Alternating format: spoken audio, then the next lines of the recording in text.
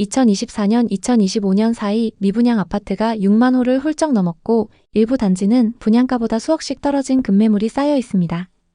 역대급 마이너스 프리미엄이라는 말이 뉴스에 매일 나오고 있죠. 경매에 넘어가도 유찰되고 또 유찰되고 결국 건설사, 시행사, 은행까지 줄도산 위기로 이어지고 있습니다. 그리고 지금 이 순간도 수백만 가구가 이자 폭탄을 맞고 있습니다. 2022년 2%대였던 변동금리가 2025년 하반기 6%까지 치솟았습니다. 월 이자 80만 원 내던 집이 어느 날 갑자기 180만 원, 200만 원이 됐습니다. 한 달 수입의 절반 이상이 이자로 나가면서 생활비에 쪼들리는 가구가 속출하고 있어요. 결국 버티지 못하고 집을 내놓는데 집값은 계속 떨어지니까 평생 모은 돈만 잃는 지옥이 됩니다. 이게 지금 2025년 대한민국에서 벌어지고 있는 현실입니다. 여기에 원화 가치가 계속 폭락하며 물가가 계속 치솟으면 공실이 전국으로 번지고 여기저기 이자 폭탄이 모든 가게를 무너뜨릴 수 있습니다. 전월세 시세도 계속 오르고 있고 서울에서 아파트를 사는 건 이미 내 인생에서 불가능한 목표다. 이런 자조 섞인 말이 커뮤니티에 쏟아집니다. 주식이나 코인이 오른다는 말만 믿고 뛰어들었다가 마이너스 30%씩 물려있는 계좌를 볼 때면 허탈감이 밀려옵니다. 신용대출 이자는 해마다 조금씩 올라서 이제는 상환일만 되면 숨이 턱 막힙니다. 2022년 이후 우려하던 문제가 터졌습니다. 집값이 떨어지면 어떤 일이 벌어질까요? 전세 가격도 같이 떨어집니다. 다음 임차인이 낮은 가격에 들어오겠다는 겁니다. 그러면 집주인은 이전 임차인이 맡긴 전세금을 돌려줘야 하는데 그 돈이 없는 거죠. 전세보증금은 대부분 대출이나 또 다른 전세보증금으로 막아놨기 때문입니다. 이게 바로 역전세입니다. 그리고 이 구조는 폭탄 돌리기와 같습니다.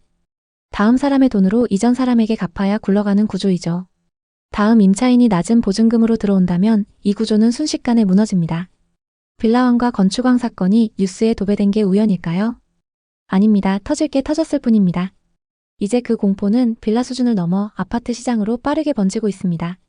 수많은 갭 투자자들이 밤잠을 설칩니다. 한두 달 버티면 되겠지? 이런 식의 희망 전략으로 버티던 사람들이 지금은 수천만 원의 역전세 차익을 감당하지 못해 경매에 내몰리는 사례가 늘고 있습니다. 전세라는 제도는 사실상 한국 부동산을 떠받치던 튼튼한 기둥이었습니다. 그 기둥이 흔들리면 어떤 일이 벌어질까요? 부동산 상승을 떠받치던 마지막 기반이 사라지는 겁니다. 이는 이미 숫자로 드러나고 있습니다. 수도권 외곽 전세 가격은 2, 3년 전보다 30-40% 하락했습니다. 또 신규 입주 지역은 전세가율 50% 이하 사례가 속출하고 있죠. 게다가 소유권 이전 조건부 대출이 금지되면서 분양받은 사람들은 큰 위기에 처해 있습니다. 서울 수도권은 물론이고 지방에는 전세 매물이 수백, 수천 건씩 쌓여 있습니다. 이런 흐름을 보면 한 가지 사실을 바로 알 수 있습니다. 전세가 무너지는 지역부터 집값이 급락하고 있다는 점입니다. 왜냐하면 집을 팔려면 전세 보증금을 돌려줘야 하는데 그걸 준비하지 못한 집주인들이 급매물을 내놓을 수밖에 없기 때문입니다. 이 흐름은 이미 한국 전역에서 나타나고 있습니다. 일시적인 문제가 아닙니다. 수요가 줄었기 때문에 생긴 문제입니다. 특히 지방은 대부분의 젊은 층들이 떠나면서 도시 규모가 빠른 속도로 축소되고 있습니다. 심지어 수도권조차 인구 증가 속도가 둔화되고 있죠. 부동산은 결국 나보다 더 비싸게 사줄 사람 그리고 전 임차인보다 더 비싸게 살아줄 사람이 있어야 유지됩니다. 하지만 지금 그 사람들이 줄고 있습니다. 이건 정책이 바뀐다고 해결될 문제가 아닙니다. 구조적인 문제입니다. 지금 우리가 겪고 있는 이 현상은 과거의 일본, 미국보다 더 빠릅니다. 일본은 인구 감소와 부동산 거품 붕괴가 수년에 걸쳐 천천히 진행됐습니다.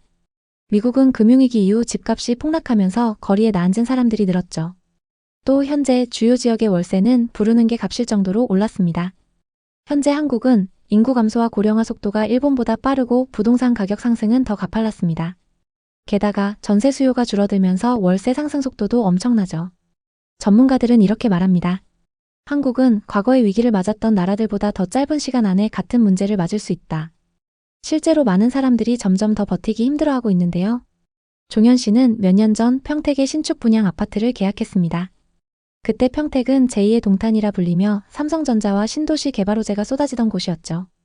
당시 평택에서도 화양지구라는 곳은 아직 다른 곳들에 비해 저렴했습니다. 그래서 평택 화양지구에 투자하기로 마음먹었습니다. 그는 포레나 평택화양 전용 84타입을 4억 5천만 원에 분양받았습니다.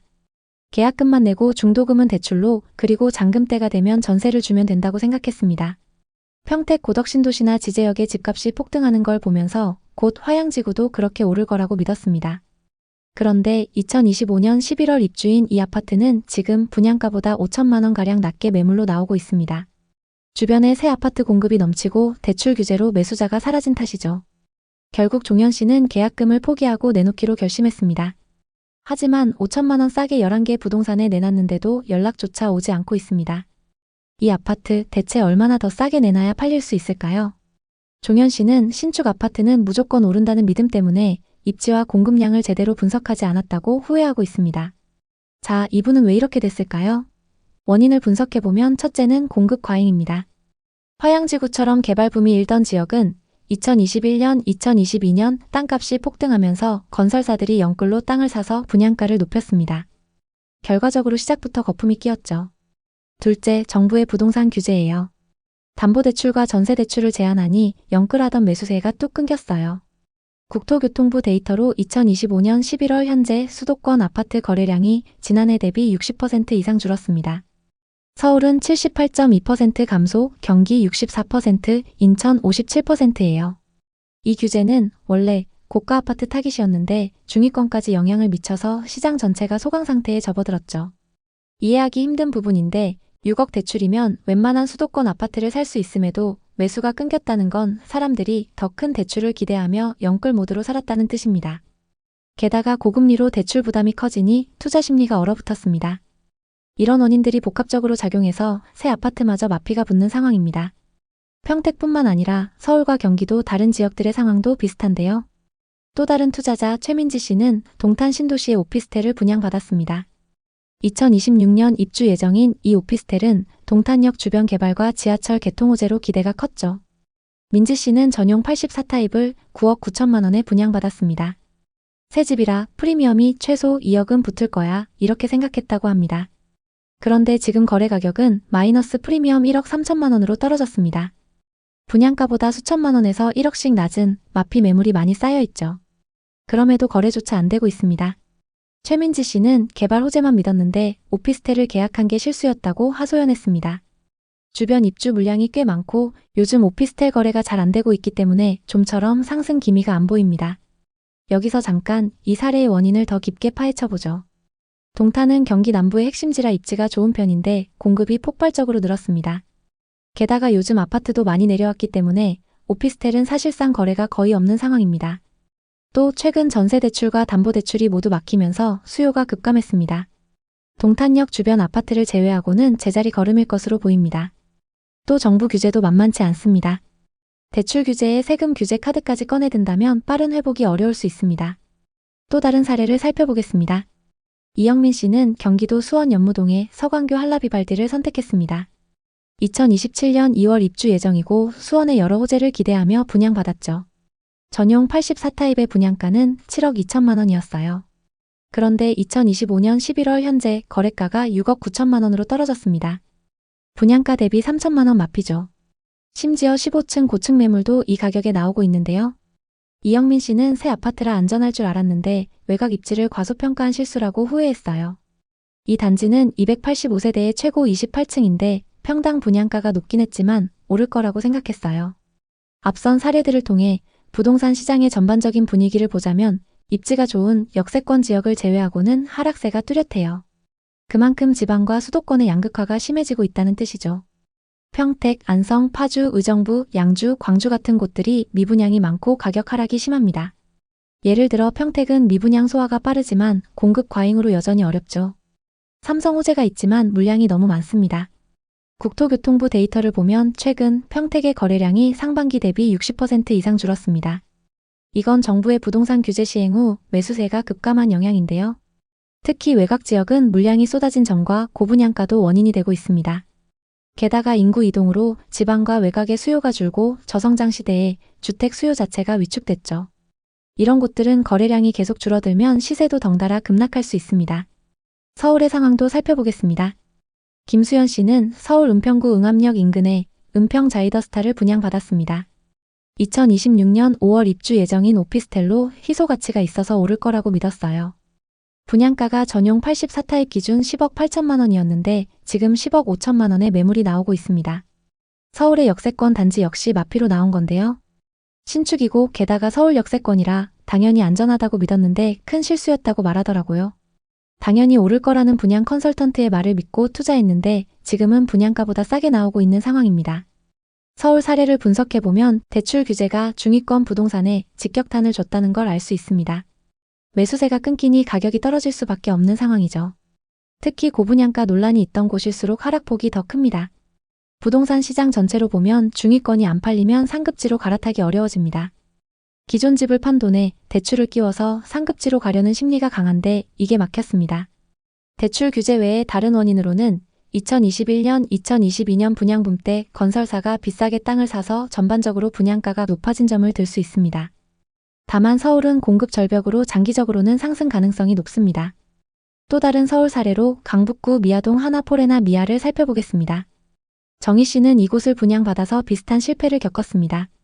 이 단지는 2025년 11월 입주 예정으로 전용 84타입이 분양가 11억 3천만 원이었습니다. 그런데 최근 8천만 원 마피 매물이 등장했습니다. 총 497세대, 우이신설선 삼양사거리역 역세권인데 고분양가 논란이 있던 단지입니다. 이 사례에서 보듯 서울조차 안전하지 않은 상황입니다. 구로구 오류동, 천왕역, 모아엘가트 레뷰도 비슷합니다. 2025년 7월 입주를 시작한 단지로 전용 84타입이 분양가 10억 9천만 원이었습니다. 하지만 현재 시세는 10억 4천만 원 선으로 마피 5천만 원입니다. 7호선 천왕역 역세권인데 현재 대출 규제로 매수세가 급격히 줄었습니다. 심지어 전세도 안 나가는 상황입니다. 투자자분은 초역세권이라 믿었는데 시장 한파를 무시한 실수라고 하시더라고요. 경기도 북부 의정부나 파주, 양주도 마찬가지입니다. 신축 단지들에서 분양가 대비 수천만 원씩 하락한 매물들이 나오고 있습니다. 이 모든 사례의 공통점은 고분양가, 공급 과잉, 대출 규제, 일자리 부족입니다. 새 아파트라고 무조건 오르는 시대는 끝났습니다. 오히려 거품이 빠지면서 대표적인 하락 사례가 될 수 있죠. 정리하면 2021년, 2022년에 분양한 단지들이 입주 시기가 다가오면서 타격이 큰 상황입니다. 당시 건설사들이 땅을 비싸게 사기도 했고 분양가를 터무니없이 높게 책정한 것도 원인이 될 수 있습니다. 하지만 그렇게 높은 분양가에도 투자자 본인들이 선택했기 때문에 누굴 탓할 수도 없는 상황이죠. 앞으로는 지역별 양극화가 더욱 심화될 것으로 보입니다. 오늘의 이야기에 공감하셨다면 구독과 좋아요를 눌러주세요. 오늘도 시청해주셔서 감사합니다.